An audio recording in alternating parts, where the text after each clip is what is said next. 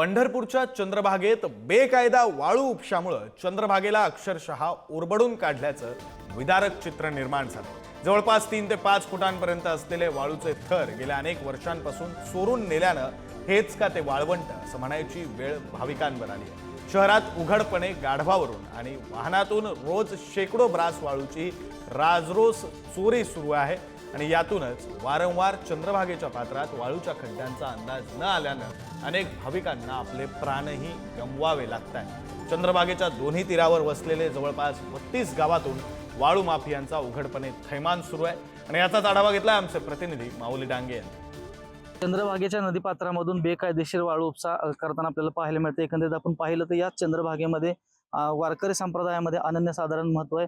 लाखो भाविक पंढरपूरच्या चंद्रभागेमध्ये स्नान करून विठ्ठलाचं दर्शन घेत असतात। परंतु एकंदरीत आपण बघितलं, माझ्याबरोबर आता वाल्मिक संघटनेचे काही अध्यक्ष आहेत गणेश अंकुशराव, आपण त्यांच्याकडून जाणून घेणार आहोत की काय मागणी आहे तुमची। आमची प्रमुख मागणी आहे चंद्रभागा ही खड्डेमुक्त व्हावी। रात्रंदिवस इथं वाळू चोरी होते, खड्डे पडतात, पाण्याचा अंदाज न आल्यामुळे भाविकांचा जीव जातोय। पण सरकार मोठमोठ्या घोषणा करतंय, मुख्यमंत्री असतील, पंतप्रधान असतील किंवा केंद्रातली मंत्री असतील की पंढरपूरचा विकास करणार आहे, कॅडर करणार आहे। पण प्रशासन फक्त असं म्हणतंय, पण प्रत्यक्षात जी मूळ ढाचा पंढरपूरचा आहे वाळवंट, ते वाळवंटच नष्ट करण्याचं काम इथले काय अधिकारी वाळू चोर ही मिळून करत आहेत। मग आता आम्ही कटाळलोय वारंवार आंदोलन करून।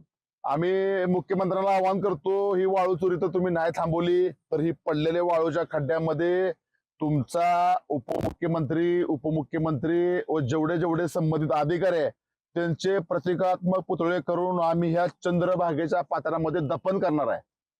कारण त्याशिवाय झोपलेलं प्रशासन जागवणार नाही आणि त्या टायमाला काय कायदा सुव्यवस्था बिघडली त्याची सगळी जबाबदारी प्रशासन राहील।